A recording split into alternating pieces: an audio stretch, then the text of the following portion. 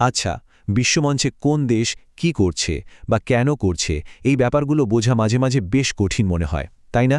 চলুন আজ এই জটিল বিষয়টারই একটু গভীরে যাই, জেনে নিই দেশগুলো আসলে কিভাবে চিন্তা করে আর কেন তারা নির্দিষ্ট কিছু পদক্ষেপ নেয়। আর এই আলোচনাটা শুরু করার জন্য সবচেয়ে ভালো প্রশ্ন সম্ভবত এটাই। আমরা প্রায়ই দেখি বিভিন্ন দেশ এমন সব সিদ্ধান্ত নেয় যা আমাদের অবাক করে। মনে হয় কাজটা কি নৈতিকভাবে ঠিক হলো? তো কেন তারা এমনটা করে? এর পেছনে কি আসলেই কোনো যুক্তি আছে? হ্যাঁ, যুক্তি অবশ্যই আছে। আর এই পুরো জটিল বিষয়টার উত্তর লুকিয়ে আছে একটা মূল ধারণার ভেতরে। এই একটাই জিনিস যা প্রায় সব দেশের সব কাজের পেছনের মূল চালিকা শক্তি। আসলে এই একটা মাত্র নীতিই ঠিক করে দেয় যে বিশ্ব রাজনীতিতে কে কার বন্ধু হবে আর কেই বা হবে শত্রু। আর সেই শক্তিশালী নীতিটা হলো জাতীয় স্বার্থ, বা ইংরেজিতে যাকে আমরা বলি ন্যাশনাল ইন্টারেস্ট। বৈদেশিক নীতি বুঝতে হলে এটাই হলো আপনার মাস্টার কি বা মূল চাবিকাঠি। প্রত্যেকটা দেশ তাদের প্রায় সব সিদ্ধান্তই কিন্তু এই একটা জিনিসকে মাথায় রেখেই নেয়। তো এই জাতীয় স্বার্থ জিনিসটা আসলে কি? খুব সহজ করে বললে এটা হলো সেই সব লক্ষ্য, সেটা অর্থনৈতিক হোক, সামরিক হোক বা সাংস্কৃতিক, যা একটা দেশ তার নিজের টিকে থাকার জন্য, নিজের পরিচয় আর সমৃদ্ধি রক্ষা করার জন্য সবচেয়ে জরুরি বলে মনে করে। এই প্রসঙ্গে ক্রিস ক্রিস্টির একটা কথা কিন্তু দারুণ। উনি বলছেন, যখন কোনো একটা বিশেষ গোষ্ঠীর স্বার্থ দেশের সবার স্বার্থের চেয়ে বড় হয়ে যায়, তখন কিন্তু তার মূল্যটা আমাদের সবাইকেই দিতে হয়।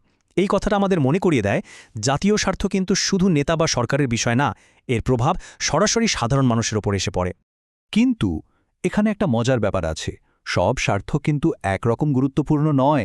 মানে এই জাতীয় স্বার্থেরও কিন্তু বিভিন্ন লেভেল বা স্তর আছে। কিছু স্বার্থ এমন যা নিয়ে কোনো দেশ এক চুলো ছাড় দেবে না। আবার কিছু স্বার্থ আছে যেখানে কিছুটা আপোস করা চলে। যেমনটা এখানে দেখা যাচ্ছে, এই স্বার্থগুলোকে আমরা মূলত দুটো ভাগে ভাগ করতে পারি। একদিকে আছে কোর ইন্টারেস্টস, মানে প্রধান স্বার্থ। এগুলো হলো নন নিগোশিয়েবল, মানে এগুলো নিয়ে কোনো আপস চলে না। আর অন্যদিকে আছে পেরিফেরাল ইন্টারেস্টস বা গৌণ স্বার্থ। এগুলো দেশের জন্য ভালো কিন্তু অপরিহার্য নয়।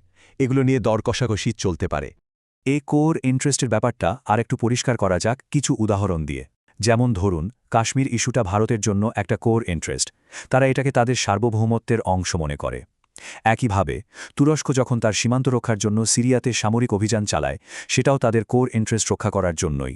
সোজা কথায়, এগুলো হলো সেই সব বিষয় যা নিয়ে কোনো দেশ বিন্দুমাত্র আপোস করতে রাজি নয়। আচ্ছা, এটা তো বোঝা গেল যে দেশগুলো তাদের স্বার্থ রক্ষা করতে চায়। কিন্তু প্রশ্ন হলো, কিভাবে করে? কি ব্যবহার করে তারা এই স্বার্থগুলো হাসিল করে? এখানেই চলে আসে ক্ষমতার ধারণা। আর এরও কিন্তু বিভিন্ন রূপ আছে। আমরা যে সোর্স ম্যাটেরিয়ালটা নিয়ে আলোচনা করছি, সেখানেও এই ক্ষমতার বিভিন্ন রূপ নিয়ে খুব পরিষ্কারভাবে বলা হয়েছে। চলুন তাহলে এক এক করে ব্যাপারগুলো জেনে নেওয়া যাক। প্রথমেই আসি হার্ড পাওয়ারের কথায়। এর নাম শুনেই বোঝা যাচ্ছে এটা হলো সরাসরি শক্তি প্রয়োগ, যেমন মিলিটারি অ্যাকশন নেওয়া বা অর্থনৈতিক নিষেধাজ্ঞা বা স্যাংশন দেওয়া। এর মূল লক্ষ্য একটাই, অন্য দেশকে কিছু একটা করতে বাধ্য করা। আর এর ঠিক উল্টোটা হলো সফট পাওয়ার। এখানে জোর জবরদস্তির কোনো ব্যাপার নেই। এটা হলো আকর্ষণ করার ক্ষমতা। মানে একটা দেশের সংস্কৃতি, তার রাজনৈতিক মূল্যবোধ বা তার বৈদেশিক নীতি যখন এতটাই আকর্ষণীয় হয় যে অন্য দেশগুলো নিজে থেকেই তাকে অনুসরণ করতে চায়, সেটাই হলো সফট পাওয়ার। তাহলে হার্ড আর সফট তো বোঝা গেল। এখন এই দুটোকে যখন খুব বুদ্ধিমত্তার সাথে মিলিয়ে ব্যবহার করা হয়, তখন তাকে বলে স্মার্ট পাওয়ার। মানে যেখানে কঠোর হওয়া দরকার সেখানে কঠোর, আবার যেখানে আকর্ষণের মাধ্যমে কাজ হবে সেখানে সেটাই ব্যবহার করা। আজকের দিনে কিন্তু এই স্মার্ট পাওয়ারকেই সবচেয়ে কার্যকর কৌশল বলে মনে করা হয়। কিন্তু প্রশ্ন হল, নেতারা কখন হার্ড পাওয়ার ব্যবহার করবেন আর কখন সফট পাওয়ার? এই সিদ্ধান্তটা তারা কিভাবে নেন?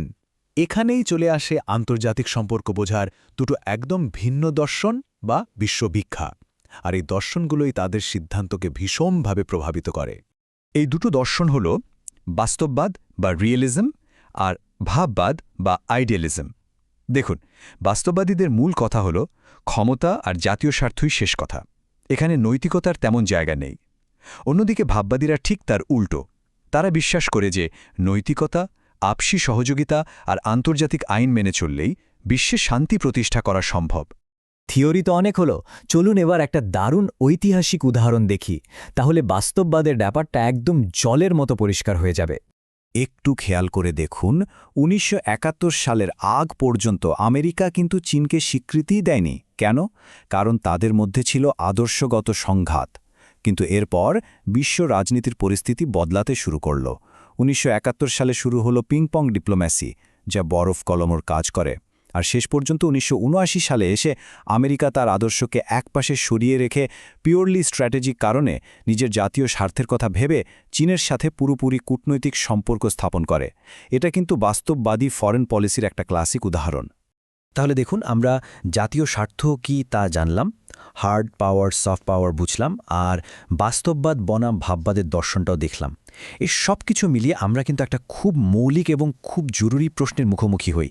আমরা যে সোর্স ম্যাটেরিয়ালটা দেখছি সেটাও কিন্তু ঠিক এই জায়গাতে এসে একটা গভীর প্রশ্ন তুলে ধরেছে, যে প্রশ্নটা আজকের দিনেও একই রকম প্রাসঙ্গিক। আর প্রশ্নটা হলো, একটা দেশের বৈদেশিক নীতি কি শুধুই তার প্র্যাকটিক্যাল প্রয়োজন আর বাস্তবতার উপর ভিত্তি করে হওয়া উচিত, নাকি সেখানে নৈতিকতা আর আদর্শেরও জায়গা থাকা উচিত? মানে ফরেন পলিসি কি পিওরলি রিয়েলিস্ট হবে নাকি আইডিয়ালিস্ট? আসলে এই যে মস্তিষ্ক আর হৃদয়ের লড়াই, মানে বাস্তবতার আর আদর্শের মধ্যে যে দ্বন্দ্ব, এটাই কিন্তু বিশ্ব রাজনীতিকে চালিয়ে নিয়ে যাচ্ছে আর এত আকর্ষণীয় করে তুলেছে।